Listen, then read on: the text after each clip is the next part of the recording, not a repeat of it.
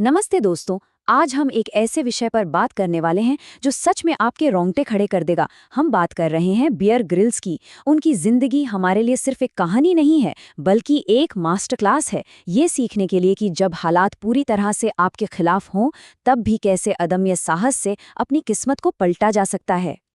अब जरा इस बात की कल्पना कीजिए, 16,000 फीट की भयानक ऊंचाई, और वहां से कोई सीधे जमीन पर आ गिरे। सोचकर ही डर लगता है ना। दरअसल इसका नतीजा ये हुआ कि उनकी रीढ़ की हड्डी 3 अलग-अलग जगहों से पूरी तरह टूट गई। डॉक्टरों ने तो यहां तक कह दिया था कि शायद अब वो जिंदगी में कभी ठीक से चल भी नहीं पाएंगे। लेकिन कहानी यहाँ खत्म नहीं होती।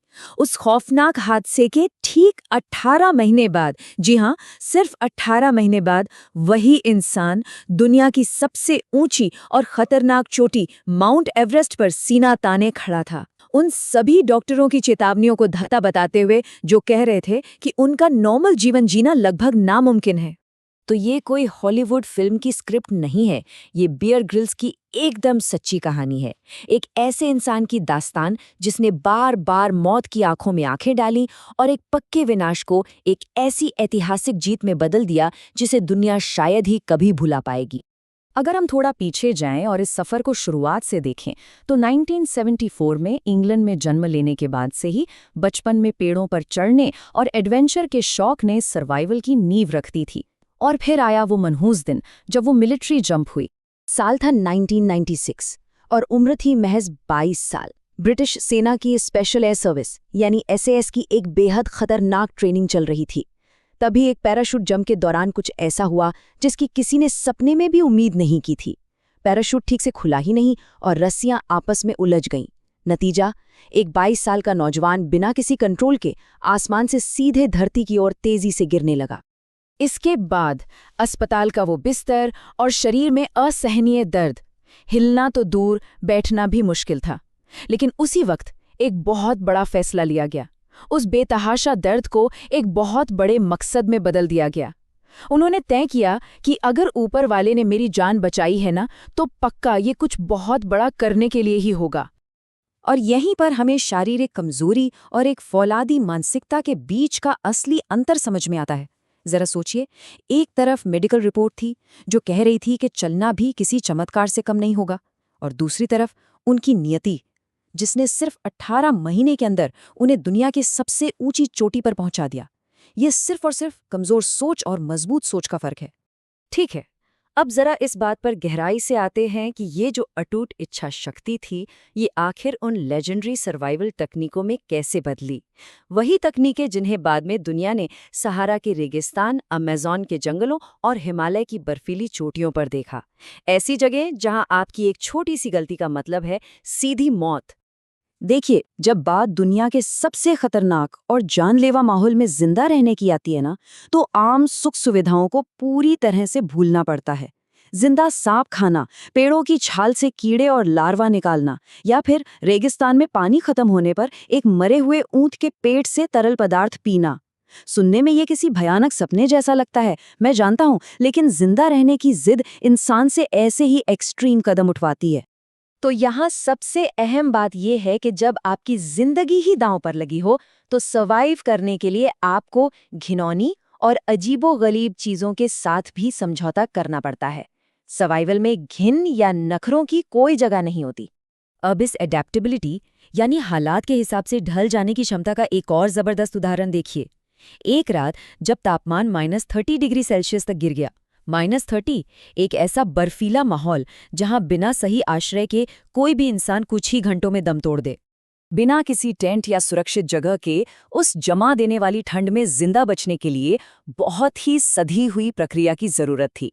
उन्होंने क्या किया? पहले बर्फ में एक गहरा गड्ढा खोदा, फिर उस जानलेवा बर्फीली हवा से बचने के लिए उसके अंदर लेट गए और गर्मी के लिए शरीर को बर्फ से ही ढक लिया। मतलब उन जानलेवा तत्वों को ही अपनी ढाल बना लिया। और कमाल की बात देखिए, अगली सुबह वो उसी बर्फ से जिंदा बाहर भी निकले।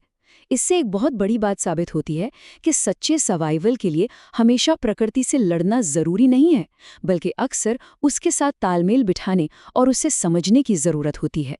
प्रकृति का यही सबसे बड़ा और सार्वभौमिक सच पूरी दुनिया में गूंज उठा।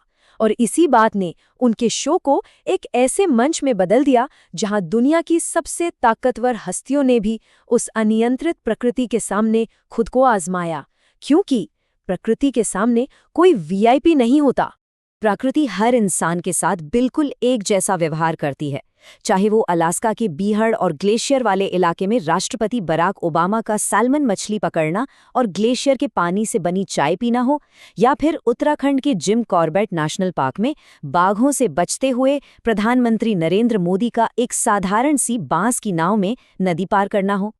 जब आप जंगल में आग के पास बैठकर कुछ साझा करते हैं या एक साधारण सी नाव पर होते हैं, तो दुनिया भर की राजनीति और पावर का वो सारा भारी भरकम कवच उतर जाता है। असीम शक्ति और ऊंचे पदों के नीचे हम सभी इंसानी तो हैं और हमारा अनुभव भी एक जैसा ही है। और जंगल की सबको एक समान कर देने वाली ताकत ने सिर्फ राजनेताओं को ही नहीं, बल्कि हॉलीवुड और बॉलीवुड के बड़े बड़े सुपरस्टार्स को भी अपनी सहन शक्ति परखने के लिए खींचा है। जूलिया रॉबर्ट्स से लेकर रजनीकांत, अक्षय कुमार, अजय देवगन और विक्की कौशल तक सबने इस चुनौती को अपनाया है। लेकिन दोस्तों, हमारे आज के इस पूरे विश्लेषण का असली सबक उन घने और वास्तविक जंगलों से कहीं आगे जाता है। सच कहूं तो हमारी ये रोजमर्रा की जिंदगी ही असल में एक जंगल है, जो आर्थिक तंगी, रिश्तों की उलझनों और कभी न खत्म होने वाली व्यक्तिगत असफलताओं जैसी चुनौतियों से भरी पड़ी है। जो कोई भी रोजमर्रा की इन मुश्किलों से पार पाना और बिना किसी शिकायत के हर परिस्थिति के हिसाब से खुद को ढालना सीख जाता है ना, वो इस असल दुनिया में वास्तव में अजय बन जाता है, अनबीटेबल हो जाता है। जीवन के इस रोजमर्रा के जंगल को पार करना ही हम सब की सबसे बड़ी जीत है। एक अटूट संकल्प, बस यही वो ताकत है जो एक टूटे हुए शरीर को एवरेस्ट फतेह करने के लिए दौड़ा देती है। और यही वो ताकत है जो किसी भी इंसान को जिंदगी के सबसे घने अंधेरों से बाहर खींच लाती है। हमेशा याद रखिए, एक बात जो बिल्कुल सच है, शरीर हार मानता है, दिमाग कभी नहीं। जिस भी पल आप ये दृढ़ और अंतिम निर्णय ले लेते हैं कि मुझे कभी हार नहीं माननी है, ठीक उसी पल जीवन के उस जंगल पर आपकी अपनी जीत पूरी तरह से पक्की हो जाती है। बात सिर्फ एक फैसले की है।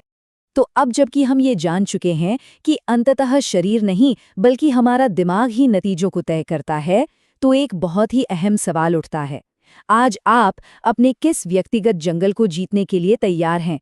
सोचिएगा जरूर। इसी विचार के साथ हम आज की बात यहीं समाप्त करते हैं। सीखते रहिए और अपने जीवन के हर जंगल को पार करते रहिए।